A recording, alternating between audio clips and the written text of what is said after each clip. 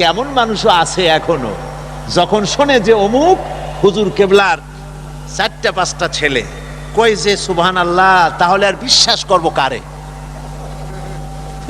হুজুরেরও 4-5টা ছেলে পেলে, তার মানে হলো হুজুর যখন, তা উনি আবার বিয়ে করবেন কেন, ওনার আবার ছেলে পেলে হবে কেন?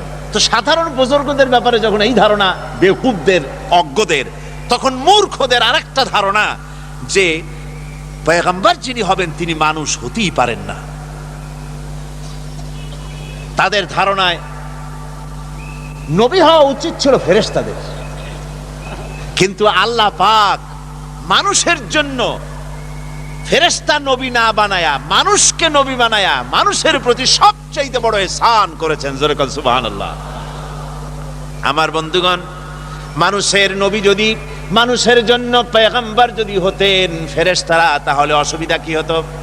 অসুবিধা এই হতো, ফেরেশতারা পুরুষও না, ফেরেশতারা নারীও না, ফেরেশতাদের জমি নাই, বাড়ি নাই, গাড়ি নাই, মিল নাই, কলকারখানা নাই, তাদের জন্য কোনো হরতাল নাই, ধর্মঘট নাই, গণতান্ত্রিক আন্দোলন নাই, স্বৈরাচার খেদাও আন্দোলন নাই।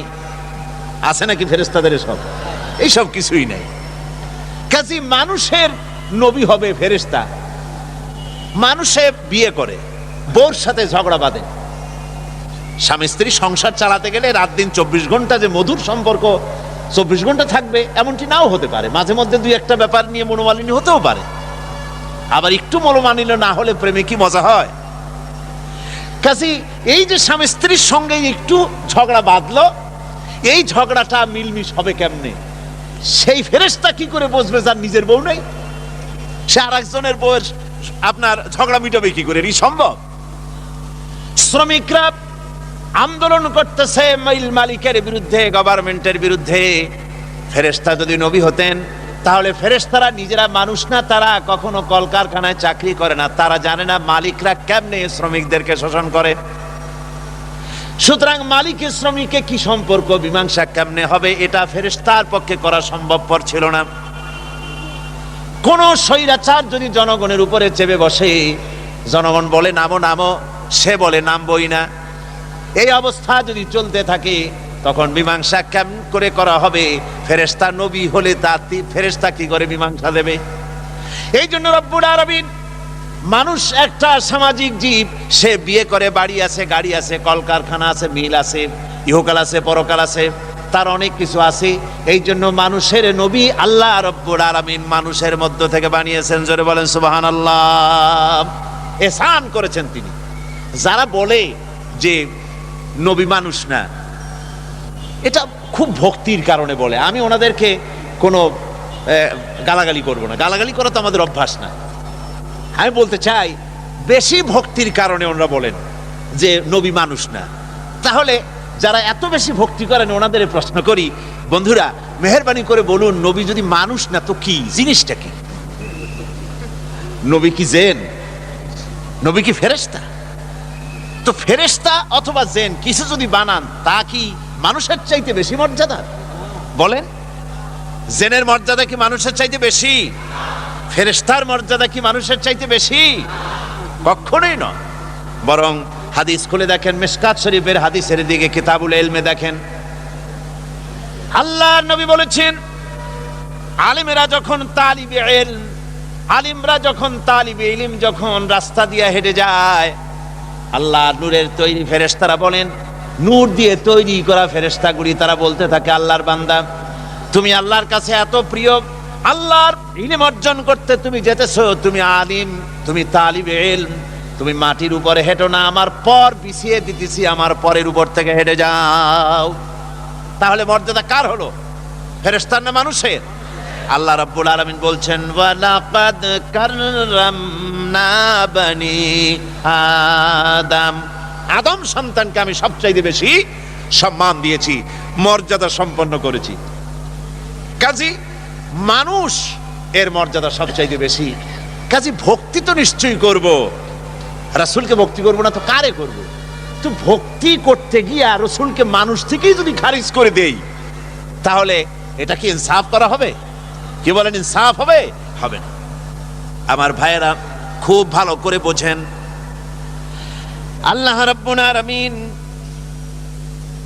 যত নবী বানিয়েছেন, সমস্ত নবীরা মানুষ ছিলেন, আর কাফেরদের দৃষ্টিতে ছিল মানুষ যদি নবী হয় তাহলে তা হতে পারে না, ফেরেশতার নবী হওয়া উচিত। ওদের ধারণা যে উনি তো একজন মানুষ, উনি ভাত খান, উনি বিয়ে করেন, ওনার রোগ হয়, ওনার অসুখ হয়, ওনার দুঃখ হয়, ওনার ছেলে মরে যায়, তো এটা কেমন নবী?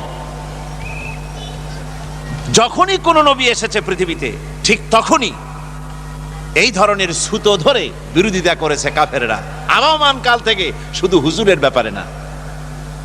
যখন হযরতে নূহ আলাইহিস সালাম নবুয়ত প্রকাশ করলেন জনতার সামনে, হযরতে নূহ আলাইহিস সালাম, তখন এই কাফেররা বলল, মা হাদা ইল্লা বাশারুম মিসলুকুম ইউরিদু আন ইয়াতাফাদ্দালা আলাইকুম ওয়ালাউ শাআ আল্লাহু لأنزل ملائكة ما سمعنا بهذا في آبائنا الأولين ما هذا إلا بشر مثلكم, এ তো তোমাদের মতোই একজন মানুষ। ইউরিদু আন ইয়াতাফাদ্দালা আলাইকুম, সে চায় তোমাদের উপরে নিজের মর্যাদা প্রতিষ্ঠিত করতে। ওয়ালাউ শা আল্লাহু লাআনজালা মালাইকাতান, আল্লাহ ইচ্ছা করলে তো আমাদের জন্য ফেরেশতা নবী করে দিতে পারেন। মা সামি'না বিহাযা ফি আবাইনাল আউয়ালিন, আমাদের বাপ দাদা 14 গোষ্ঠীর কানেও মুখেও কোনোদিন আমরা শুনি নাই যে মানুষ হয় নবী। এগুলো হলো কাফেরদের কথা। কাদের কথা? কাফেরদের কথা, অজ্ঞদের কথা। আমার বন্ধুগণ, হযরতে হুদ আলাইহিস সালাম তিনি যখন নবুয়াত নিয়ে মানুষের সামনে পেশ করলেন, নবুয়াত নিয়ে আসলেন, তখন কাফেররা হুদ আলাইহিস সালাম সম্পর্কে বলল, মা হাযা ইল্লা বাশারুম মিসলুকুম ইয়াকুলু মিম্মা তাআকুলুনা মিনহু ওয়া ইয়াশরাবু মিম্মা তাশরাবুন। মা হাযা ইল্লা বাশারুম মিসলুকুম, এ তোমাদের মতোই একজন মানুষ, তোমরা যা খাও ইনিও তাই খায়, তোমরা যেমন পান করো ইনিও তেমন পান করেন। ইনার অনুসরণ যদি তোমরা করো তাহলে তোমরা ক্ষতিগ্রস্ত হবে। এ মানুষের অনুসরণ করে কোনো লাভ নাই, মানুষ কখনো নবী হতে পারে না। এরপরে হযরতে মূসা আলাইহিস সালাম এবং হযরতে হারুন আলাইহিস সালাম দুজনেই যখন নবুয়াত পেলেন, নবুয়াত নিয়ে জনগণের সামনে যখন আসলেন, তখন কাফেররা বলল, আনু উমিনু লিবাশারাইনি মিসলুনা, আমাদের মতোই দুইজন মানুষের আনুগত্য কি আমরা করব? আমাদের মতো দেখতে মানুষ, আমরা কি ওনার উপর ঈমান আনবো? এটা কথা হইল?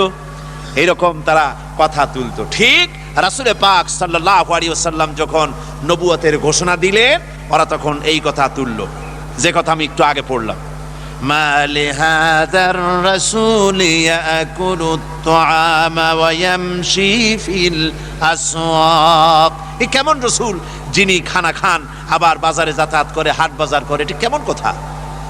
এভাবে তারা সন্দেহ প্রকাশ করত। এই সমস্ত সন্দেহের জবাব দিচ্ছেন আল্লাহ। কে জবাব দিচ্ছেন? আরো জোরে বলেন, কে দিচ্ছেন জবাব? আল্লাহ পাক জবাব দিচ্ছেন। আমার জবাব শুনে তো কোনো লাভ নাই, জবাব শুনতে হবে কার? সন্দেহ সৃষ্টি করছে কাফেরেরা যে মানুষ কখনো নবী হতে পারে না, নবীরা মানুষ না, এই যে কথা কাফেরেরা প্রশ্ন তুলেছে, এর জবাব নিতে হবে আল্লাহর কাছ থেকে। কার কাছ থেকে? আল্লাহ রাব্বুল আলামিন জবাব দিচ্ছেন, ওয়ামা আরসালনা ক্বাবলাকা ইল্লা রিজালান নূহি ইলাইহিম ফাসআলু আহলায যিকরি ইন কুনতুম লা তা'লামুন। আপনার আগে যত নবী পৃথিবীতে পাঠানো হয়েছে সবাই পুরুষ ছিলেন, সবাই মানুষ ছিলেন, কোনো মহিলাকে নবী বানানো হয় নাই। সব পুরুষদেরকে নবী বানানো হয়েছে, মানুষদেরকে নবী বানানো হয়েছে। আর একথা যদি তোমার জানা না থাকে তাহলে যারা জানে জ্ঞানী লোকদের কাছ থেকে ভালো করে জিজ্ঞেস করে নাও। ওয়ামা জাআলনাহুম জাসাদান লা ইয়াকুলুনা আত-তাআমা ওয়ামা কানু খালিদিন, আর তারা এমন ছিলেন না, এমন দেহ আমি তাদের তৈরি করি নাই যাতে তাদের পানাহার লাগতো না। প্রত্যেকেই মানুষ ছিলেন এবং সবাইকে এভাবে পানাহার করতে হতো, সবাই মানুষ ছিলেন। وما أرسلنا قبلك من المرسلين إلا إنهم ليأكلون الطعام ويمشون بالأسواق। তোমার পূর্বে যত নবী পৃথিবীতে এসেছেন সব বাজারে গেছেন, সব খানাদানা করেছে, সব ব্যবসা বাণিজ্য করেছে, সব বাজারে চলাফেরা কেনাকাটা করেছে।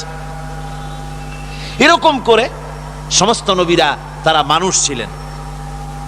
ওয়ালাকাদ আরসালনা রুসুলাম মিন ক্বাবলিকা ওয়াজআলনা লাহুম আজওয়াজান ওয়া যুররিয়া। আমি যত পয়গম্বর পৃথিবীতে পাঠিয়েছি আপনার পূর্বে তাদের সকলের স্ত্রী ছিল এবং সন্তান ছিল। সকলকে আমি স্ত্রী দিয়েছি, সন্তান দিয়েছি। সুতরাং তারা মানুষ ছিলেন, মানুষ ছিল বলেই তো বিবাহ করতে হয়েছে, মানুষ ছিলেন বলেই তো তাদের সন্তান হয়েছে। আল্লাহ পাক এবার হুজুরকে বলতেছেন আপনার আমার নবী।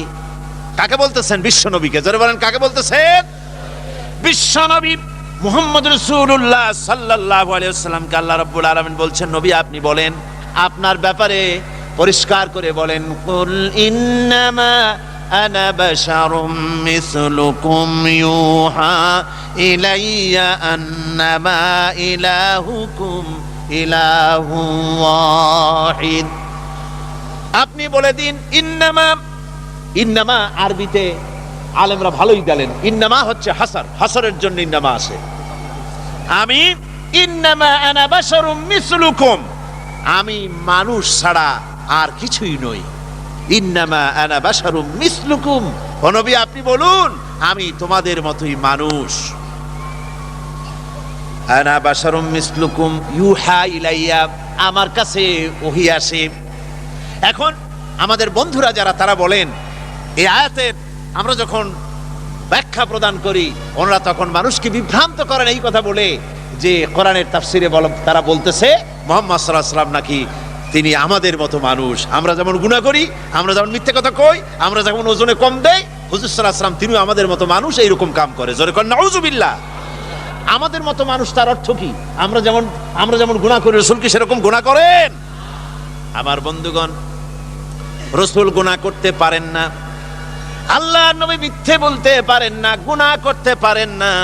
যে কোনো বুজুর্গ, যে কোনো আলেম, যে কোনো মুফাসসির, যে কোনো ব্যক্তি শয়তান ওয়াসওয়াসা দিয়া যখন তখন তাকে পথভ্রষ্ট করে দিতে পারে, কিন্তু আল্লাহর নবীর কাছে শয়তানের কোনো প্রবেশের অধিকার নাই। জোরে বলেন সুবহানাল্লাহ। তিনি মাসুম, বেগুনাহ, তার কোনো ভুল নাই, তার কোনো গুনাহ নাই। জোরে কোন সুবহানাল্লাহ ওয়া বিহামদি। আমাদের মতো মানুষ তার মানে কি? ব্যাখ্যাটা ভালো করে শুনে যান।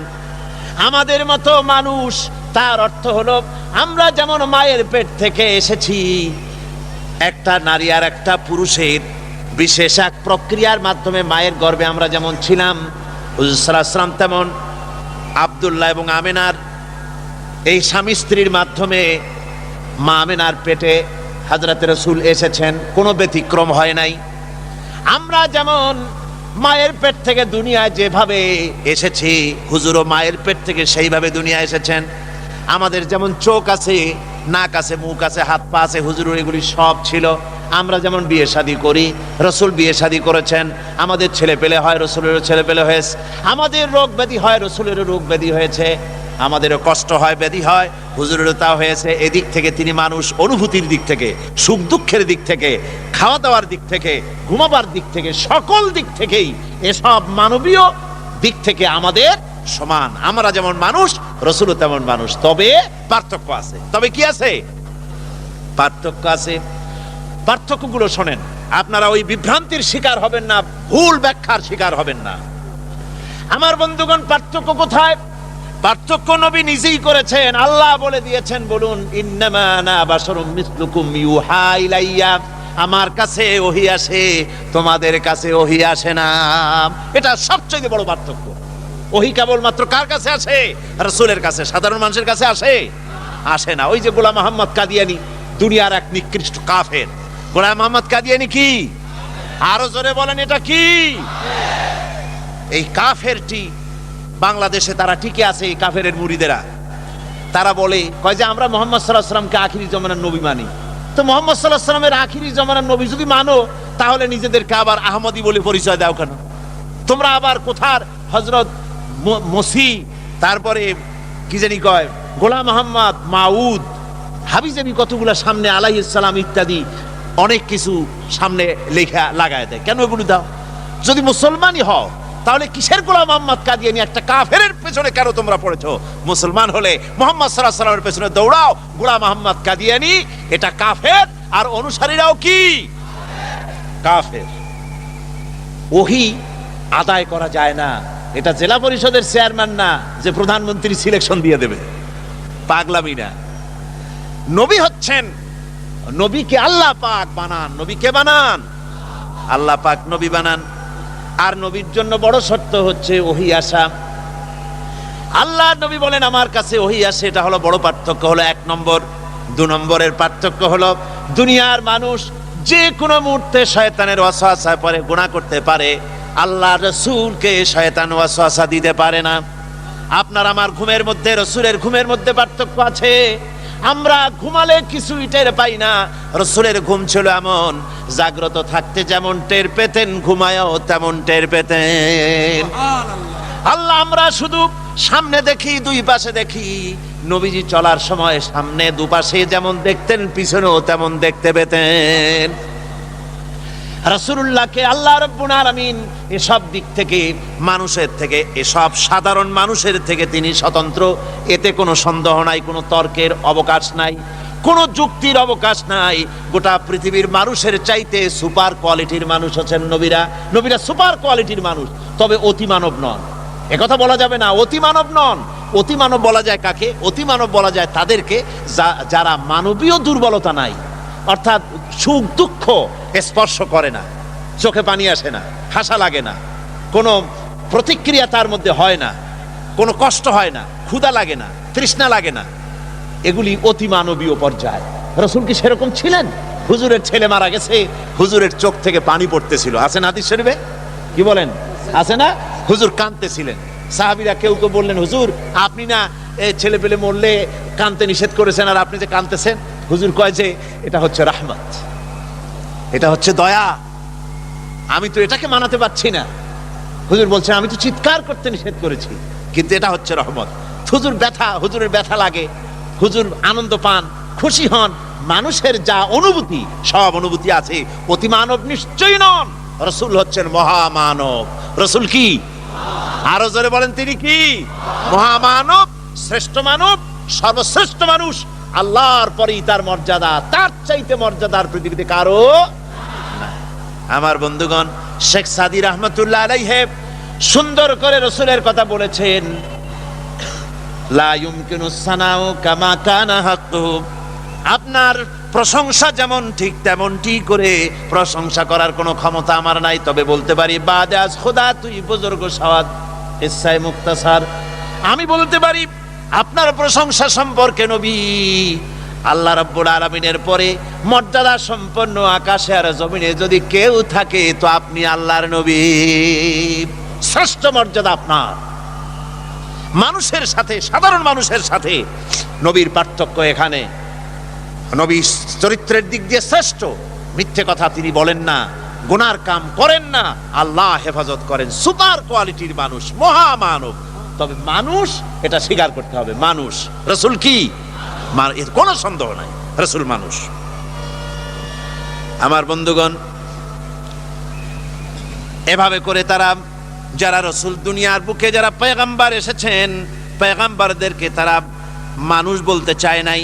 তারা মনে করেছে এরা হচ্ছে ফেরেশতা অথবা অন্য কিছু। কাজে আমাদেরকে এই কথা বিশ্বাস করতে হবে, তারা মানুষ এবং আমাদের মতো মানুষ। তো পার্থক্য তো বললামই। আরো একটা দৃষ্টান্ত আমি দেই। ওই যে পাথর দিয়ে রাস্তা বানানো হয়, পাথর দিয়ে যে রাস্তা বানানো হয়, সেই পাথরের এত বড় বড় একটা চাকা, যার দাম 5 টাকা বা 10 টাকা, বড় জোর। আবার স্বর্ণের দোকানে যান, জুয়েলারির দোকানে গ্লাসের বক্সের ভিতরে সুন্দর সুন্দর বক্স রেখে তার মধ্যে তুলা দিয়ে সাজায়া ওর উপরে সুন্দর সুন্দর করে বসায় ছোট ছোট পাথর রাখা হয় না? বলেন না কেন? লুলু, মারজান, ইয়াকুত, জবরজদ, নীলা, প্রবাল, তারপরে আকিক, আছেন এরকম পাথর। রাস্তা বানানো হয় যে পাথর দিয়া, জুয়েলারির দোকানে যে পাথর আছে ওই রাস্তার পাথর আর ওই পাথর কি এক নাকি? নাম তো একই পাথর, নাম একই হলে কি হবে? রাস্তার পাথরের বিরাট একটা প্রকাণ্ড খণ্ডের দাম 2 টাকা 5 টাকা, আর জুয়েলারির দোকানে যে পাথর আছে তার একটা তোলার দাম 50,000 টাকা পর্যন্ত হতে পারে। ওই পাথরে পাথরে যে বেশ কম, মানুষে মানুষে আবার সেই বেশ কম। পয়গম্বরদের সাথে সাধারণ মানুষের কোনো তুলনা হতে পারে না। তবে মূল বিষয়টা বোধহয় বুঝতে পেরেছেন, তুলনা কিন্তু গুনার দিক দিয়া, চরিত্রের দিক থেকে, তারপরে ভুল কথা বলা থেকে, মিথ্যা কথা, এই দিক থেকে তুলনা না। তুলনা হচ্ছে মানুষের মতো। আমরা যে মানুষ, রাসূলও মানুষ। আমি কথা বুঝাতে পারছি কিনা? বুঝে আসছে আপনাদের? আলহামদুলিল্লাহ। তাহলে এ নিয়ে আমরা অগ্রসর হই না। আল্লাহ রাব্বুল আলামিন আমাদেরকে শিরক মুক্ত জীবন যাপনের তৌফিক দান করুন, জোরে বলেন আমিন। হবে আজানের পরে বা জামাত সুশৃঙ্খল ভাবে এশার নামাজ হবে। খবরদার, গতকালও বলেছি, আজও বলেছি, জামাত থেকে কেউ মাহরুম হবেন না। আল্লাহুম্মা আমিন। রব্বানা যালামনা আনফুসানা ওয়া ইন লাম তাগফির লানা ওয়া তারহামনা লানাকুনান্না মিনাল খাসিরিন। রব্বানা লা তুযিগ কুলুবানা বা'দা ইয হাদাইতানা ওয়া হাব লানা মিন লাদুনকা রাহমাতান ইন্নাকা আনতাল ওয়াহ্হাব। রব্বুল আলামিন, এই বিশাল জনতা দীর্ঘক্ষণ ধরে ঠান্ডাকে উপেক্ষা করে বাড়ি ঘর ফেলে রেখে তোমার কোরআনের পাগলেরা পঙ্গপালের মতো ছুটে এসেছে কোরআন শুনতে। দীর্ঘক্ষণ আমরা কোরআন শুনেছি, কোরআনের আলোচনা করেছি। মেহেরবানি করে সওয়াবটুকু হুজুরে পুরনূর সাল্লাল্লাহু আলাইহি ওয়াসাল্লামের রূহ মুবারকে পৌঁছে দাও। तमाम পৃথিবীর মাটির নিচে যত মুমিন মুমিনাত শুয়ে আছে তাদের আরো পরে সওয়াব পৌঁছে দাও। আমরা যারা মা বাপ হারাইছি, রব্বুল আলামিন, মা বাবের কবরকে জান্নাতের টুকরা বানায়া দাও। রব্বির হামহুমা কামা রব্বায়ানি সগীরা।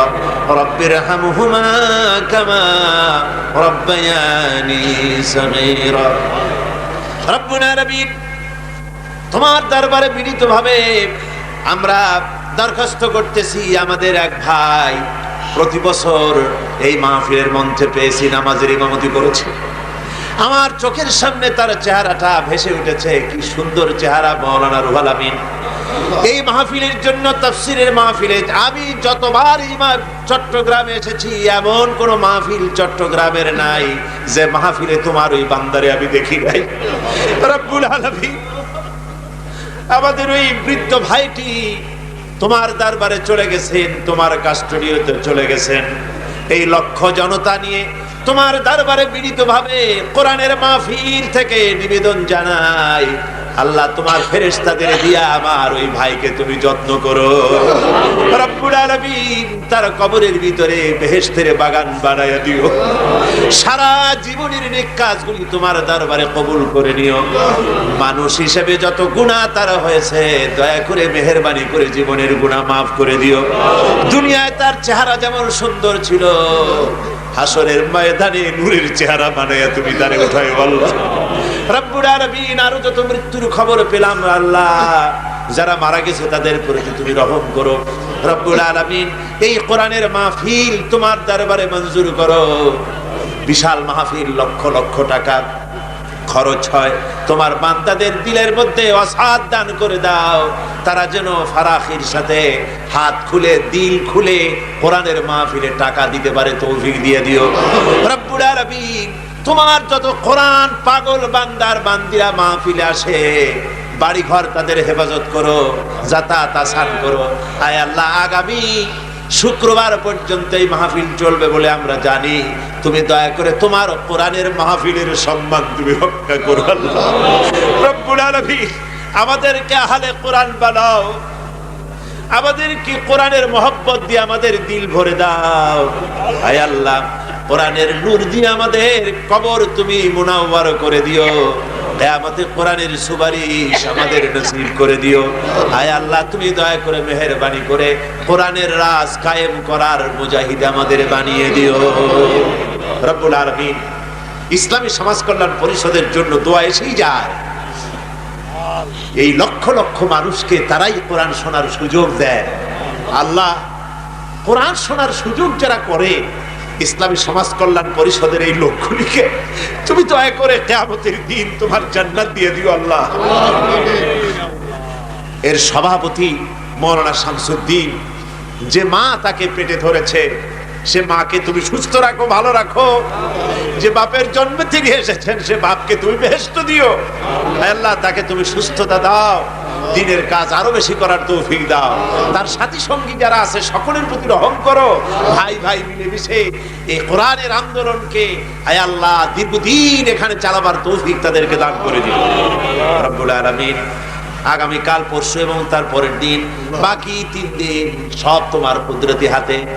আমাদেরকে এক মুহূর্তের জন্য আমাদের নিজেদের উপরে ছেড়ে দিও না, চিরকাল সব সময়ের জন্য তোমার রহমতের উপরে আমাদেরকে ভাসায় রেখো আল্লাহ রব্বুল আলামিন। আমাদের মুনাজাত কবুল করো। আমরা যখন এই দুনিয়া থেকে জনমের মতো আমরা বিদায় হয়ে যাব, তখন আমাদের মৃত্যুর সময় যেন আমাদের কানের কাছে তোমার কোরআনের আওয়াজ যেন শুনতে পাই। আয় আল্লাহ, কোরআনের আওয়াজ যেন মৃত্যুর সময় কাছে যেন কোরআন শুনতে পাই। আর যখন জীবনটা বেরিয়ে যাবে, তখন যেন মুখ থেকে কথা বের হয়, লা ইলাহা ইল্লাল্লাহ মুহাম্মাদুর রাসূলুল্লাহ।